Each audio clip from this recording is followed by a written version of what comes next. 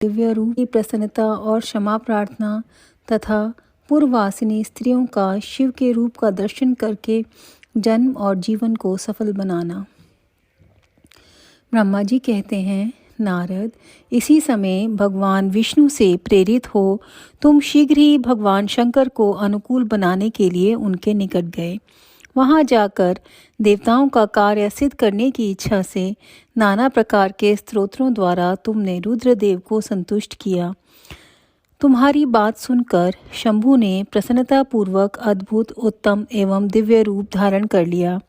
ऐसा करके उन्होंने अपने दयालु स्वभाव का परिचय दिया।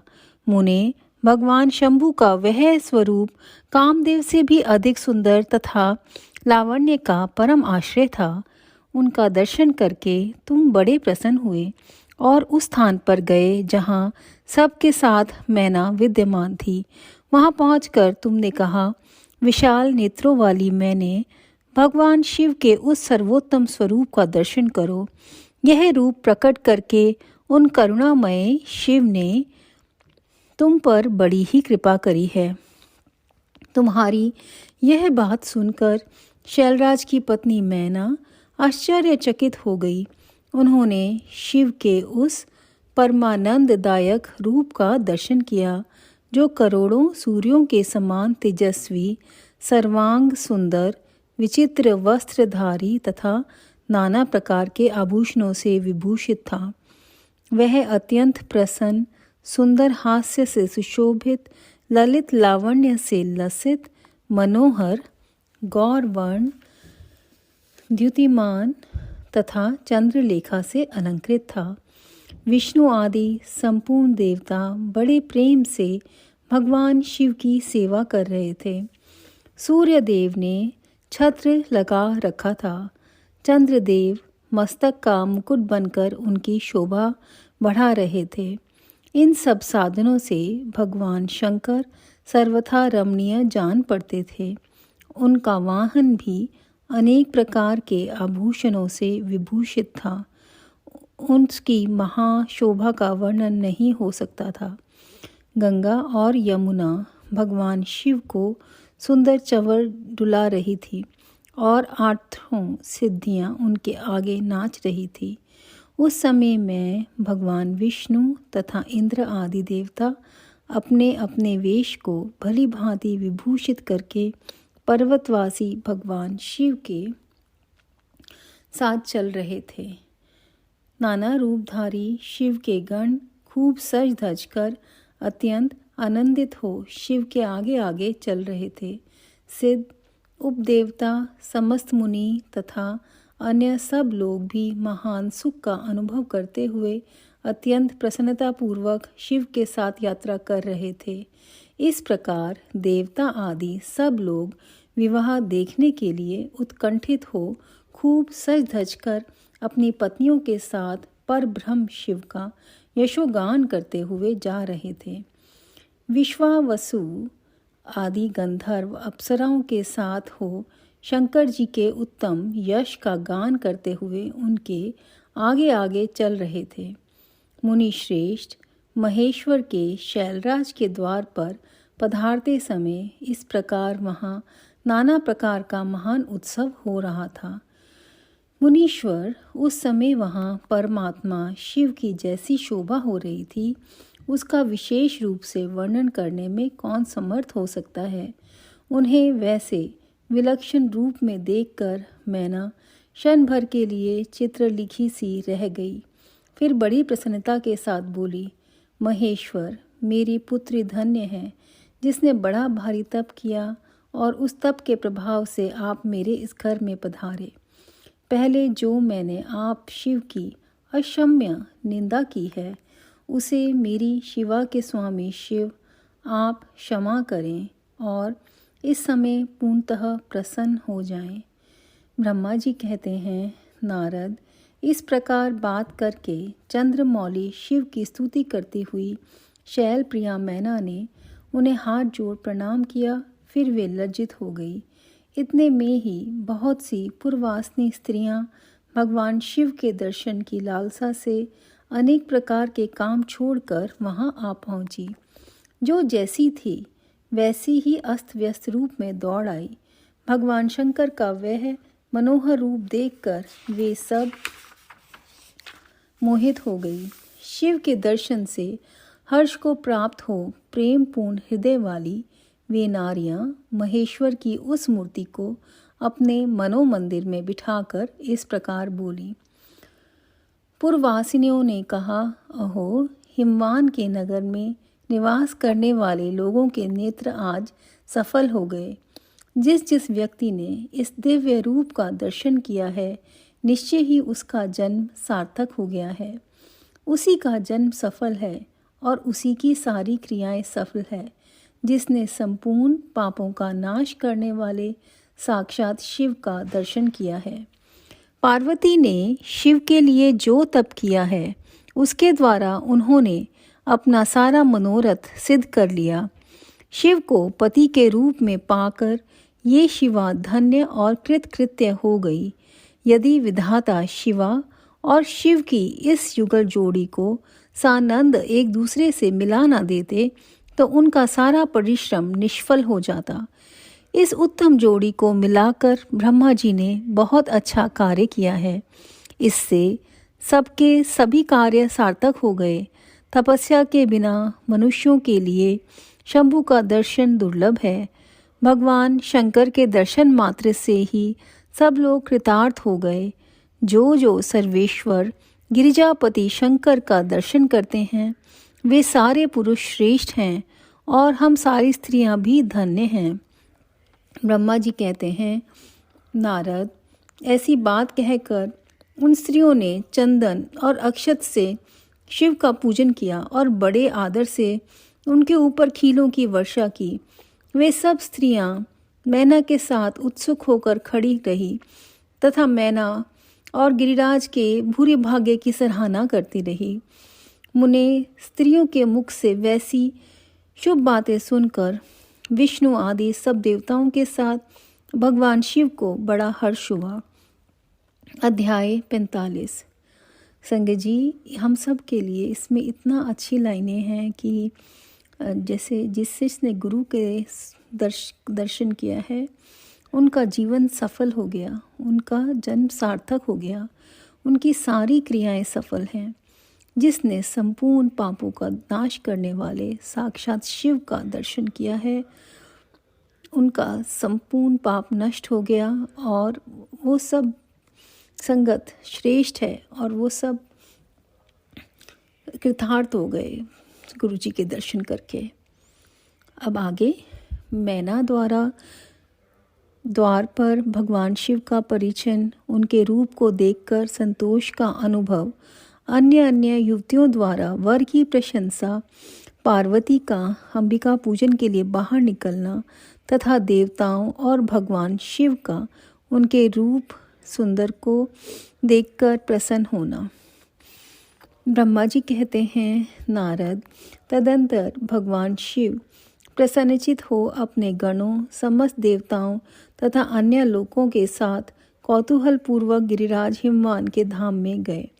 हिमाचल की श्रेष्ठ पत्नी मैना भी उन स्त्रियों के साथ घर के भीतर गई और शंभु की आरती उतारने के लिए हाथ में दीपकों से सजी हुई थाली लेकर सभी ऋषि पत्नियां तथा अन्य स्त्रियों के साथ आदरपूर्वक द्वार पर आई।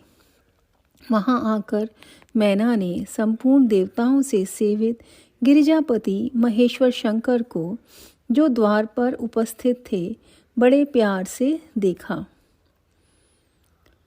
उनकी अंग कांति मनोहर चंपा के समान थी। उनके एक मुख और 3 नेत्र थे। प्रसन्न मुखार विंद पर मंद मुस्कान की छटा छा रही थी। वे रत्न और सुवर्ण आदि से विभूषित थे। गले में मालती की माला पहने हुए थे।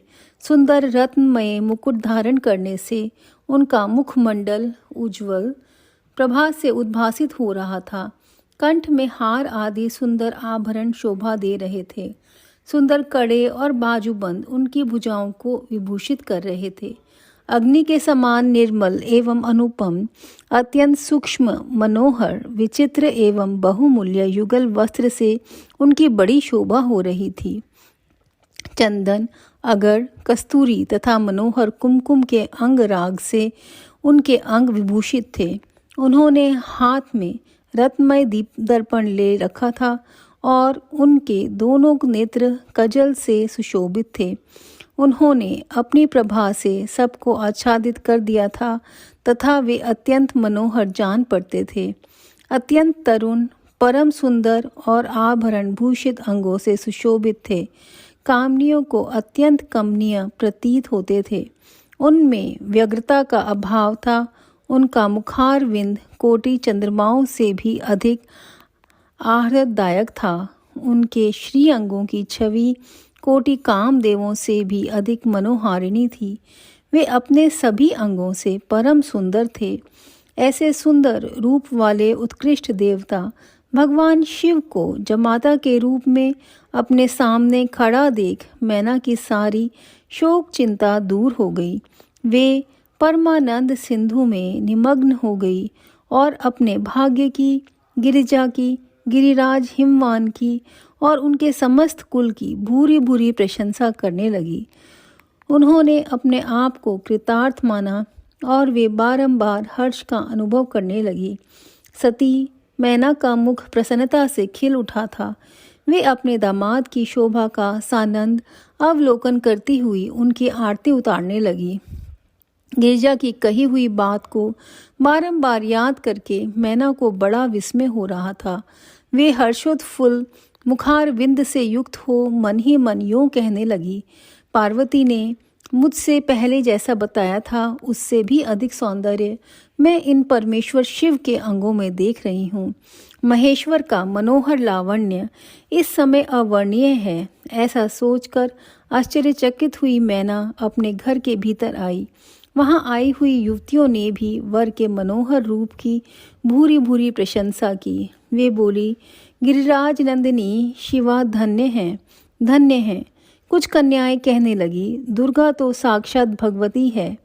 कुछ दूसरी कन्याएं महारानी मैना से बोली, हमने तो कभी ऐसा वर नहीं देखा है और ना कभी ध्यान में ही ऐसे वर का अवलोकन किया है। इन्हें पाकर गिरिजा धन्य हो गई। भगवान शंकर का वह रूप देखकर समस्त देवता हर्ष से खिल उठे। श्रेष्ठ गंधर्व उनका यश गाने लगे और अप्सराएं नृत्य करने लगी। बाजा बजाने वाले लोग मधुर ध्वनि में अनेक प्रकार की कला दिखाते हुए आदरपूर्वक भांति भांति के बाजे बजा रहे थे। हिमाचल ने भी आनंदित होकर द्वारोचित मंगलाचार किया। समस्त नारियों के साथ मैना ने भी महान उत्सव मनाते हुए वर का परीक्षण किया। फिर वे प्रसन्नतापूर्वक घर में चली गई। इसके बाद भगवान शिव अपने गणों और देवताओं के साथ अपने को दिए गए स्थान जनवासे में चले गए। इसी बीच में गिरिराज के अंतःपुर की स्त्रियां दुर्गा को साथ ले कुल देवी की पूजा के लिए बाहर निकली। वहां देवताओं ने, जिनकी पलकें कभी नहीं गिरती थी, प्रसन्नतापूर्वक पार्वती को देखा। उनकी अंग कांति नील अंजन के समान थी। वे अपने मनोहर अंगों से ही विभूषित थी। उनका कटाक्ष केवल भगवान त्रिलोचन पर ही आदरपूर्वक पड़ता था। दूसरे किसी पुरुष को उनके नेत्र नहीं जाते थे। उनका प्रसन्न मुख मंद मुस्कान से सुशोभित था। वे कटाक्षपूर्ण दृष्टि से देखती थी और बड़ी मनोहारिणी जान पड़ती थी। उनके केशों की चोटी बड़ी ही सुंदर थी। कपोलों पर बनी हुई मनोहर पत्रभंगी उनकी शोभा बढ़ाती थी।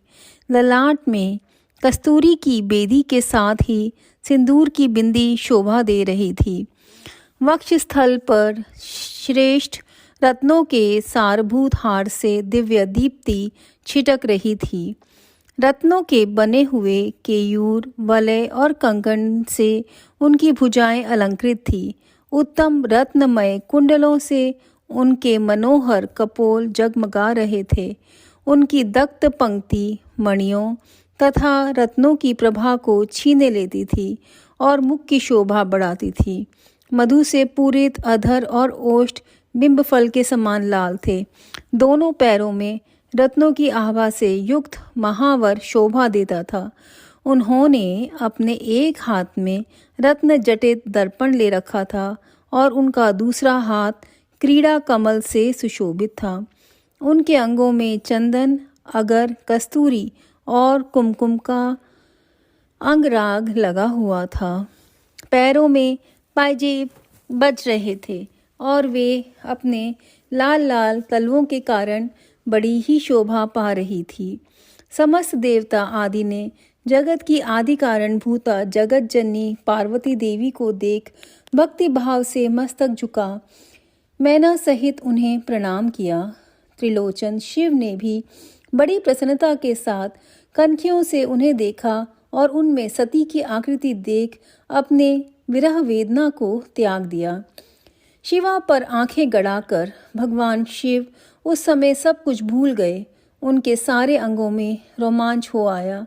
वे हर्ष का अनुभव करते हुए गौरी की ओर देखने लगे। गौरी उनकी आंखों में समा गई थी।